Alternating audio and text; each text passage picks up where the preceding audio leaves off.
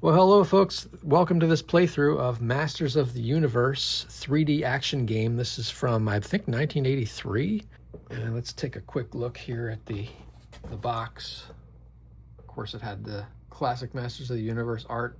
And here's a look at the back. In this cool game, you're going to be turning the board. There's like a plastic top that sits here and actually turns the board. So that's a pretty interesting, fun little mechanic to play with. And so today we're going to do this 4-player playthrough. I'm going to show you briefly who we're going to be playing with and a quick overview of the game, and then we'll get into it. And before we get too far into it, these are my He-Man Masters of the Universe cups. This is an original cup that I had as a kid. And then this is my complete original He-Man figure with Battle Cat. One of the only figures that I have left, maybe the only figure I have left. Sold my He-Man collection a long time ago. Got a good bit of money for it. Remember that when you were a kid? Put the C on the bottom because you took them to school. You didn't want to lose them. Okay, we have our board set up, ready to go. Today the lineup's going to be Beastman, He-Man, Skeletor, and then Teela. They're going to go in that order. And the way this works is you're going to start, you're going to make your way in the direction of the arrows on the board. If you land on a space that says go ahead 1 space, you do that. If you land on a space that says you lose a turn, that just means, of course, that the next time your turn comes up, you don't get to go. If you land on Orko, you get to do some magic, and you can choose to, if you want, swap places with another person on the board. If you land on one of these vehicle spaces like Wind Raider, Battle Ram, Talon Fighter, what happens when you land on one of the vehicle spaces is you actually turn the board like that, and everyone is now in a different spot. This space, of course, makes you go back to start. That's no fun. And so on. You continue through here until you get to Castle Grayskull. We're going to play in teams today. So, of course, we have He-Man and Teela on the same team with the blue, and we have Skeletor and Beastman with the red. So whichever team crosses the finish line to Castle Grayskull first is going to be the winner. So both people need to get there. Now, the game rules say that you have to reach Castle Grayskull with exact count. We're not going to do that because we'll be here for hours. We're just going to say if you can blow right past this space, you're considered finished. Now, what happens if two pieces of different, like a good guy and a bad guy, Beastman and He-Man, land on the same space? What happens is they roll, or they spin, rather. So we do Beastman first gets a 2, He-Man gets a 3. He-Man would win the battle, and the loser goes back to start. So it's just like that. All right, let's get this battle for Eternia started in Masters of the Universe 3D action game. All right, let's get this show on the road. Beastman is up first. It's on the line. The old-fashioned on the line. 4 for Beastman. He-Man's up. Gets a 2. Skeletor. That's going to be a 2 for Skeletor. He-Man and Skeletor battling it out. Skeletor's going to spin first. That is a 4. He-Man is probably going back to start. Yes. Teela now with a 3. And gets to go ahead 1 space, and now she's battling Beastman. Teela's up first, spinning. She gets a 2. Beastman is going to get a 3. Teela back to start. Beastman is now up. Gets a 3. Orko. Does Beastman want to use Orko's power? Of course not. Beastman's in the lead and doesn't want to swap with anyone. So He-Man's turn.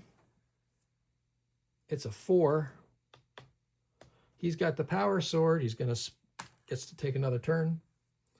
That's going to be a 3. Now the reason that this is a spin again is because if the board ever rotates, this would take him right to the finish. So all of these are actually pretty strategically placed. That's a nothing space there. Skeletor gets a 3, and Skeletor is hot on the heels of He-Man, gets to spin again as well with a 2, and Skeletor is going to use Orko's power and swap places. All right, that does not trigger a battle. Teela's turn. It's a 2, and she goes ahead 1 space. Beastman's up. Beastman with a 2, and the Wind Raider has been put into effect. We're turning it clockwise 1 spin. You do not activate. Wherever people end up is where they end up. In this case, it was good for He-Man and Teela. So He-Man is actually up next. Gets a 2. Skeletor, a 3. Teela with a 1, going to battle Skeletor. This is a big battle here because someone's going to have to go back to start. Teela goes first. Gets a 2. Skeletor gets a 4. Teela, back to start. Beastman's up. Gets a 2. Wind Raider in effect again. Hold on to your horses, everybody. And now He-Man goes. It's a 4. He's going to lose his next turn. This is not a space, by the way. Skeletor is up now in a commanding lead. It's a 3. Teela with a 1. She's going to lose her next turn. Beastman's up again. A 2 again. Beastman is just having a joyride with the Wind Raider. And it's going to push everyone. Wow, that was really good for He-Man and Teela.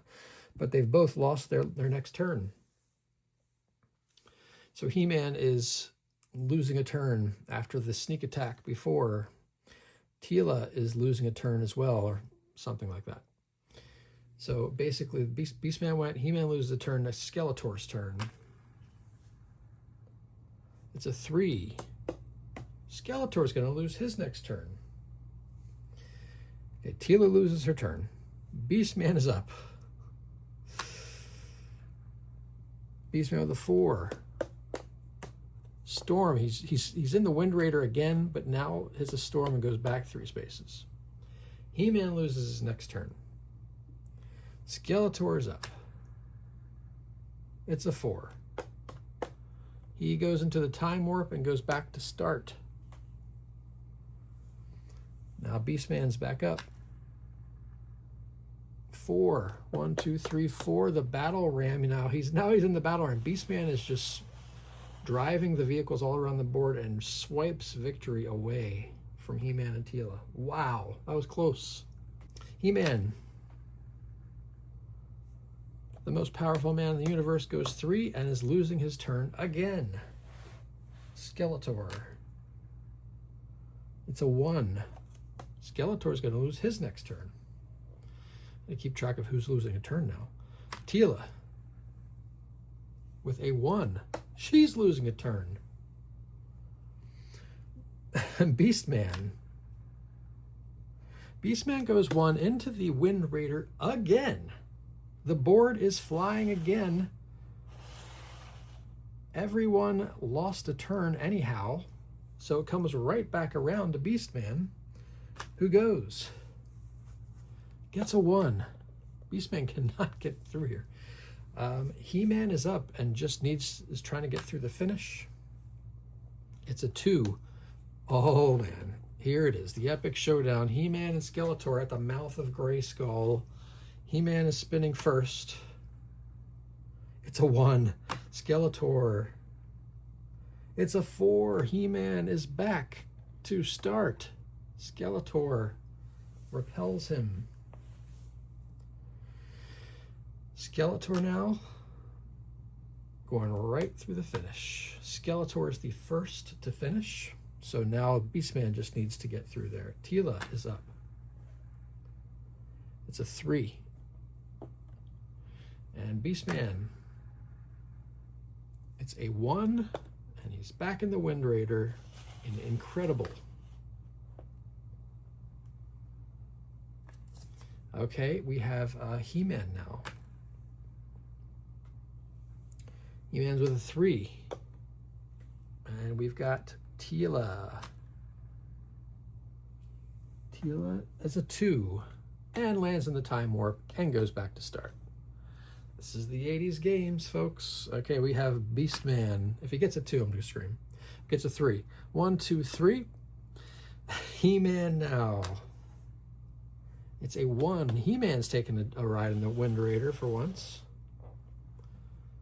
Teela. It's a 2. Lands on Orko's space. Isn't going to use it. Beastman's up. Beastman with a 1. Beastman gets to spin again. It's a 2. Beastman's going to battle.